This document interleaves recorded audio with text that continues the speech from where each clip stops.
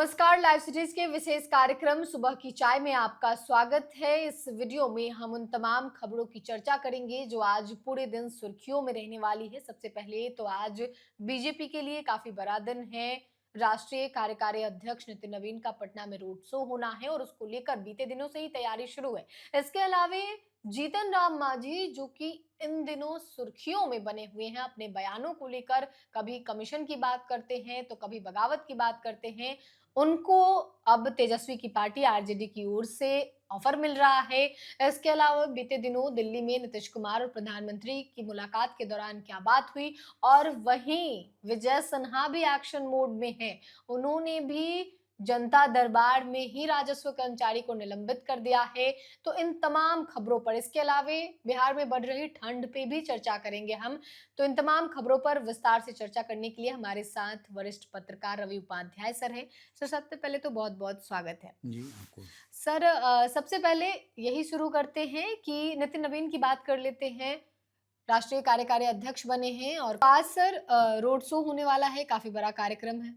नहीं देखिए, निश्चित रूप से नितिन नवीन बड़े और कद्दावर चेहरे भारतीय जनता पार्टी के हैं। राष्ट्रीय कार्यकारी अध्यक्ष बने हैं, पहली बार बिहार आ रहे हैं, पहली बार पटना आ रहे हैं। तो इस लिहाज से पटना के जयप्रकाश नारायण अंतर्राष्ट्रीय हवाई अड्डा से उनका शेड्यूल बना हुआ है।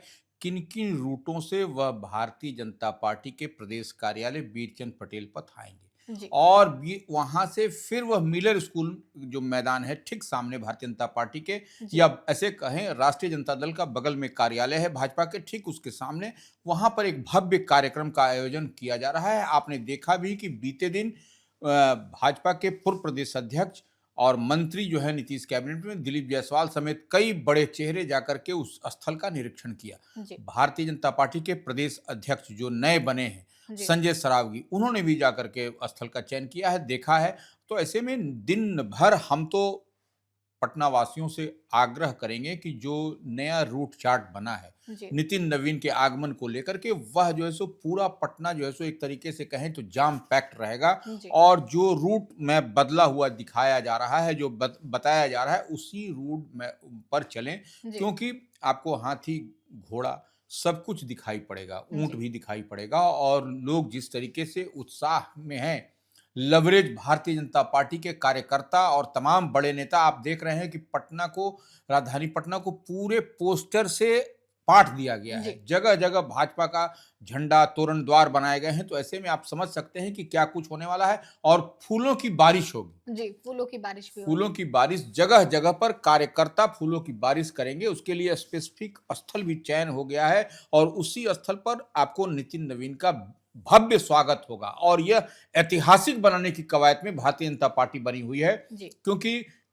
भाजपा से पहली बार कोई बना है राष्ट्रीय अध्यक्ष, जी तो वो नितिन नवीन बने हैं। तो इस लिहाज से अब नितिन नवीन का आज जो सो कार्यक्रम होगा, तो हम कहेंगे जो काम करना है, अगर उस रूट पर चलना है, जी एयरपोर्ट से आपको बीरचंद पटेल पथ, तो आपको जी डाइवर्ट किया हुआ रास्ता या जी दूसरे रास्ते पर आप जाएं तो आप कुछ बच सकेंगे। अन्यथा इस रास्ते पर चलेंगे तो इतना क्राउड होगा, इतना मैसिव लोग खड़े रहेंगे सड़क जी के दोनों ओर कि चल पाना, कछुए के चाल में भी रेंगना आपके लिए टफ होगा। जी तो इस लिहाज से समझने वाली बात है।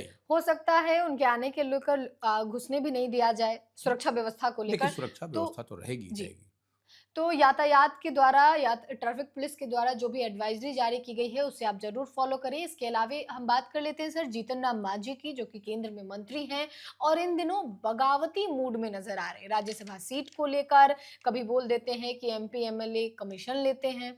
नहीं देखिए, वह निश्चित रूप से वह बागी तेवर नहीं कहिए, अब उनके अंदर का जो है, वह जीतन राम मांझी नरेंद्र मोदी कैबिनेट में मिनिस्टर हैं दिल्ली में। जी तो आप समझ लीजिए, और वो हिंदुस्तानी अवाम मोर्चा जो 5 पांडव की बात एनडीए में होती है, उसके वह संरक्षक भी हैं। जी तो ऐसे में निश्चित रूप से जो वह क्या बता रहे हैं, वह बोल रहे हैं कि पार्टी को बोला गया था लोकसभा में 2 सीट मिलेगा, 1 ही सीट दिया गया था, एक राज्यसभा की सीट का कमिटमेंट था, जी विधानसभा में जितना बोला गया, तो यह सब वह नहीं पूरा हुआ। तो एक तरीके से वो अपनी भड़ास को मिटा रहे हैं। जी और जितनी बात वह कह रहे हैं, अपने पुत्र जो नीतीश कैबिनेट में मिनिस्टर हैं संतोष सुमन, वो जो है सो कह रहे हैं, क्योंकि वही उनके बेटा जो है सो, जो उनके पुत्र हैं, वही जो है सो हिंदुस्तानी अवाम मोर्चा के राष्ट्रीय अध्यक्ष भी हैं। जी तो वही कह रहे हैं कि आप जो है सो, कि अब जो है सो हमको खुल करके पार्टी के हम्म। नेतृत्व को बोलना पड़ेगा, तभी हम्म। मिलेगा। क्योंकि उनकी पार्टी का कमिटमेंट भी किया गया था कि राज्यसभा की सीट देंगे, लेकिन कहीं जी। चर्चा नहीं हो रही है। तो यह उनकी पीड़ा, उनकी बयां है। और ऐसे में राष्ट्रीय जनता दल, जी। जो बिहार की मुख्य विपक्षी पार्टी है, तेजस्वी यादव की पार्टी है, उसके प्रवक्ता, जो जी। मुखर प्रवक्ताओं में गिनती होती है, मृत्युंजय तिवारी ने खुला ऑफर दे दिया है कि एनडीए में रहेंगे तो वह उनका कुछ नहीं होगा। और मांझी जी जितनी बात कर रहे हैं, 100 सीट की बात कही थी, 100 सीट भी नहीं मिला। राज्यसभा की बात कहे थे, वह भी नहीं मिला। जी। अब वह पद को छोड़ करके, मोह को त्याग करके जी। महागठबंधन इंडिया ब्लॉक के साथ आए और आर पार के लिए तैयार रहें। जी। और मैंने एक तरीके से कहा जाए तो वह निश्चित रूप से राष्ट्रीय जनता दल ने उनको खुलेआम ऑफर भी दे दिया कि आप जी। आइए और अपने समाज की बात करते हैं या अपने लोगों की बात करते हैं, तो बीच में आकर के सामाजिक न्याय की मुख्य धारा में आइए, जुड़िए, और फिर हम लोग मजबूती के साथ आगे बढ़ेंगे। जी। और तभी आपकी जो उम्मीद है, आपने जो कह रखा है, वह पूरा होता हुआ दिखाई पड़ेगा। तो निश्चित रूप से जीतन राम मांझी लगातार इन दिनों बिहार की राजनीति में, कह लीजिए, या देश की राजनीति में एक चर्चा का विषय बने हुए हैं। कभी उनका बयान सीट को लेकर के होता है, जी। कभी कमीशन को लेकर के होता है जी। कि वो कमीशन लिया जाए। तो यह सब कई तरह की बातें चल रही हैं अभी। तो जीतन राम मांझी तो इन दिनों सुर्खियों में है ही। नहीं, लेकिन एक बात और है, जी काव्य, सर। जी। एक बात और है कि आप देखिए, राज्यसभा की 5 सीटों पर अप्रैल मई में चुनाव होने हैं बिहार में। 5 सीटें खाली हो रही हैं यहाँ पर।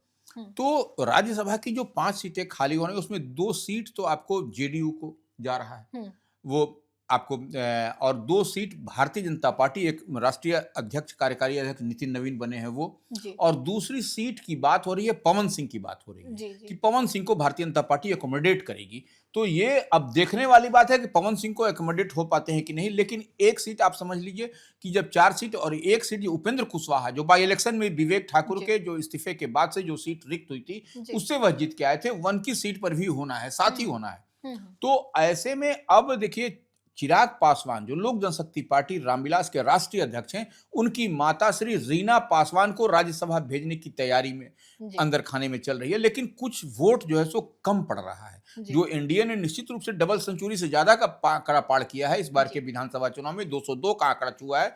लेकिन जो वोट की गणित में है, उसमें कहीं ना कहीं थोड़ा सा पिछड़ता हुआ दिखाई पड़ रहा है चिराग पासवान की पार्टी, या एनडीए कह लीजिए, जो कह लीजिए। तो ऐसी स्थिति में निश्चित रूप से 3 वोट 2 वोट का जो समीकरण बनेगा, वह तेजस्वी यादव की पार्टी या कांग्रेस या जो भी AIMIM वह सपोर्ट करेगी, तभी कुछ होगा तेजस्वी यादव के लिए। लेकिन यहां पर उपेंद्र कुशवाहा का पेच फंसता हुआ दिखाई पड़ रहा है। वो कैसे होगा, क्या होगा, यह समीकरण। और देखिए, उपेंद्र कुशवाहा भी भारतीय जनता पार्टी ने ही उनको भेजा था राज्यसभा। तो ये समझने वाली बात है कि अब दाव किस पर भारतीय जनता पार्टी लगाती है। रीना पासवान पर लगाती है, चिराग पासवान की माता पर, या फिर उपेंद्र कुशवाहा को फिर से यह जो है सो रिपीट किया जाता है। लेकिन जो हम यहाँ पर देख और समझ पा रहे हैं, लॉकुस कॉम्बिनेशन की बात होती है, तो निश्चित रूप से उपेंद्र कुशवाहा का पलड़ा यहाँ पर भारी दिखाई पड़ता है। कि अगर यदि वो सिटिंग गेटिंग गो की बात होती है, सिटिंग गेटिंग गो, तो सिटिंग गेटिंग कौन है? तो उपेंद्र कुशवाहा है। तो ये आपको समझना पड़ेगा। और उपेंद्र कुशवाहा की नाराजगी कोई मामूली नाराजगी नहीं होगी।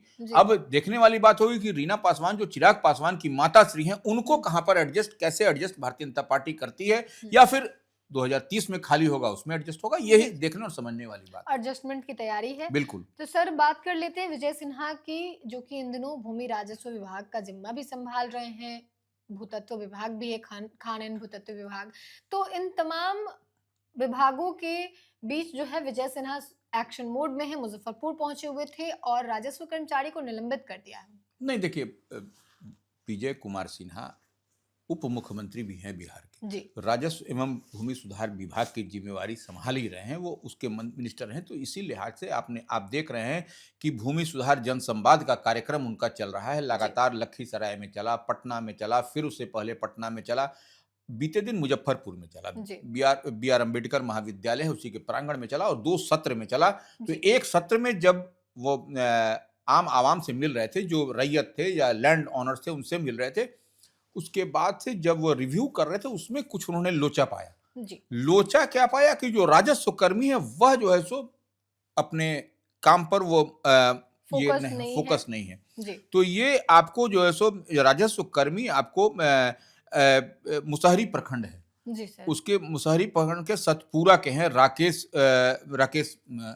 हैं। जी, तो उनको तत्काल प्रभाव से मंत्री ने आदेश दिया कि वह काम में ठीक से कोताही कर रहे हैं, तो वो उनको बोला कि कैसे हैं, उनको जो है सो निलंबित करने का आदेश दिया है। जी, तो देखिए यह वह चाह रहे हैं कि 100% अंचलाधिकारी जो भी हैं जी, या राजस्व कर्मी 100% अपना योगदान विभाग को दें, कोई लोचा नहीं बर्दाश्त किया जाएगा। जी, और देखिए जो उनका कार्यक्रम चल रहा है जी, बीएस सिन्हा का, जी, वह 100 दिनों में सभी जिलों में आयोजित होना है। जी, भूमि सुधार जनसंवाद और सारे जिले में यह कार्यक्रम होगा। ये एक जी, बड़ी तैयारी वह कर रखी है बीएस सिन्हा ने। और देखिए भूमि विवाद से ही देखिए कोर्ट कचहरी का चक्कर लगता है। जी, तो यही वह चाह रहे हैं कि सारे रैयतों को, सारे लैंड ओनर्स को यह जानकारी मिले कि आप अपने कंप्यूटर का या आप अपने माउस को एक क्लिक में दबाइए और पूरी अद्यतन स्थिति आपके जी, समक्ष मौजूद हो। आपके पास हो।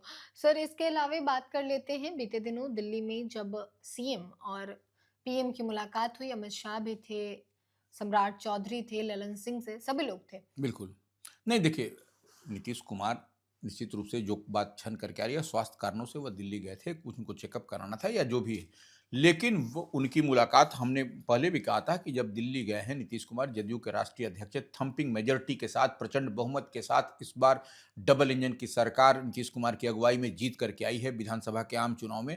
तो वहाँ निश्चित रूप से उनकी मुलाकात आपको परिणाम के बाद पहली बार वो प्रधानमंत्री से दिल्ली में मिले। जी, और उसके बाद से आपको अमित शाह से उनकी मुलाकात हुई, तमाम बड़े चेहरे आपको दिखाई पड़े। तो ये देखिए बड़े नेता जब मिलते हैं तो कुछ न कुछ प्लानिंग होती है। जी सर। तो निश्चित रूप से नीतीश कुमार या प्रधानमंत्री या अमित शाह के साथ में उनकी कुछ प्लानिंग है, डबल इंजन की सरकार है, कैसे बिहार को प्रगति के राह पर ले चलना है, कैसे बिहार एक मॉडल स्टेट बनेगा। इन जी, सब तमाम अहम मसलों पर उनके साथ वार्ता निश्चित रूप से हुई है। जी, लेकिन 2 बड़े नेता जब मिलेंगे तो निश्चित रूप से यह कोई न कुछ कंस्ट्रक्टिव बात होगी, जी, कुछ न कुछ दिखाई पड़ेगा, तो वही कुछ दिखाई पड़ रहा है। जी।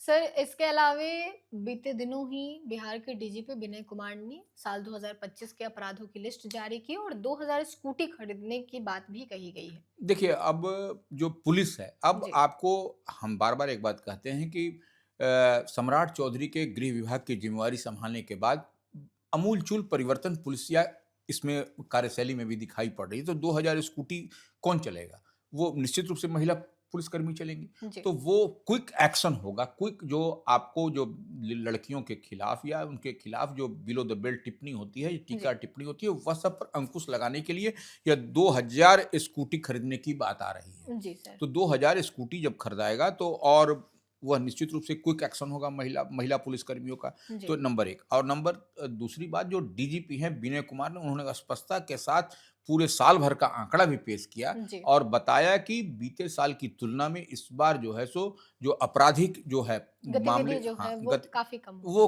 कम प्रतिवेदित हुए हैं, कम जी, इनलिस्ट हुआ, कम हुए हैं, तो यह जी, एक बड़ी उपलब्धि है यहाँ पर। और मनचलों के खिलाफ बिहार पुलिस पूरी एक्शन मोड में दिखाई पड़ पूरी रही है। एक्शन मोड में। इसके अलावा सर गोपालगंज की तस्वीर सामने आई जहां जेडीयू से अमरिंदर पांडे जो हैं वो विधायक हैं। एक तरफ जहां वो चीनी मिल के मतलब धरना प्रदर्शन कर रहे किसानों के साथ बैठे हैं और दूसरी ओर थावे मंदिर में उन्होंने मुकुट और हार दान दिया है। नहीं देखिए, थावे मंदिर का तो प्रसिद्ध देवी माँ का मंदिर है जी, और वहाँ पर उनकी अपनी एक माता की ये है, तो उनके मुकुट का चोरी हो जाना, उसमें आपने देखा भी था कि पुलिस ने एक्शन लेते हुए जी, तत्काल जो सुरक्षाकर्मी हैं, पुलिस के जवान वहाँ मुस्तैद रहते थे, उनको सस्पेंड निलंबित कर दिया। जी, तो ऐसे में निश्चित रूप से कुचायकोट के विधायक हैं, ये जी, जनता दल यूनाइटेड नीतीश कुमार की पार्टी से, आपको तो पप्पू पांडे, तो जी, इनका नाम है। अब तो ये पप्पू पांडे जो है सो अमरिंदर पांडे इनका नाम है, तो यह इन्होंने अपने ही स्वेच्छा से इन्होंने जी, दान स्वरूप दिया है और माता को वह स्वर्ण मुकुट और हार दिया है जो चोरी चोरी करके ले गया था, तो बनवा करके उसको अपने पैसे से, अपनी राशि से, अपनी मेहनत की कमाई से उन्होंने दिया है। तो यह एक निश्चित रूप से सैल्यूट करने वाली बात है और माता को अगर श्रद्धा सुमन इस तरीके से लोग दें और चोरी जी, चकारी ना हो तो ये निश्चित रूप से बड़ी बात है।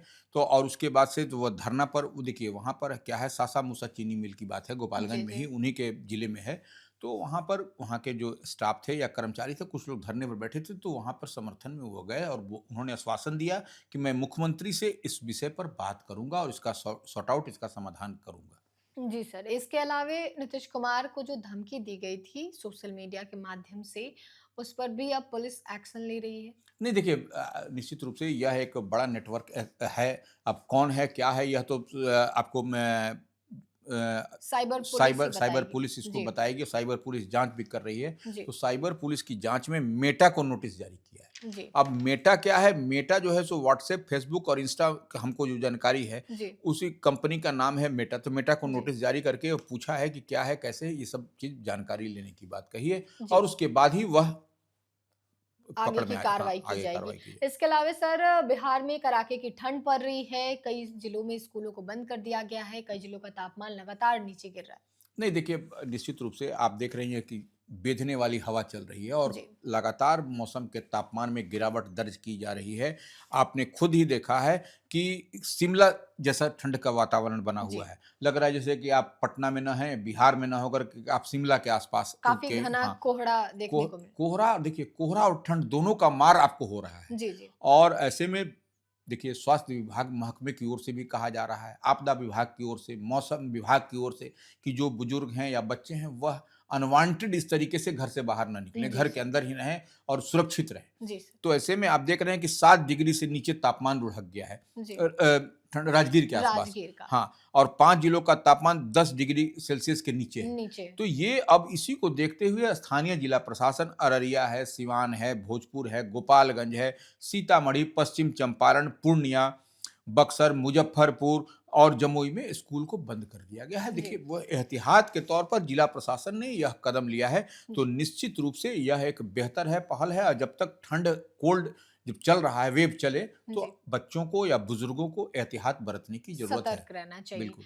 तो ऐसे में हम भी आपसे अपील करेंगे कि इस कड़ाके की ठंड में आप स्वस्थ रहें, सुरक्षित रहें और खुद को सुरक्षित रखें भी। इस वीडियो में हमने उन तमाम खबरों की चर्चा की है जो आज सुर्खियों में रहेगी। नितिन नवीन जब पटना पहुंचेंगे, रोड शो होगा, वो तस्वीर हम लाइव सिटीज़ के माध्यम से आपको दिखाएँगे। जीतन राम मांझी का अगला बयान कौन-सा आएगा वो भी सुनाएँगे। फिलहाल के लिए इतना ही। साथ ही चैनल को सब्सक्राइब करें, फेसबुक पेज को लाइक करें। वीडियो देखने के लिए आपका धन्यवाद।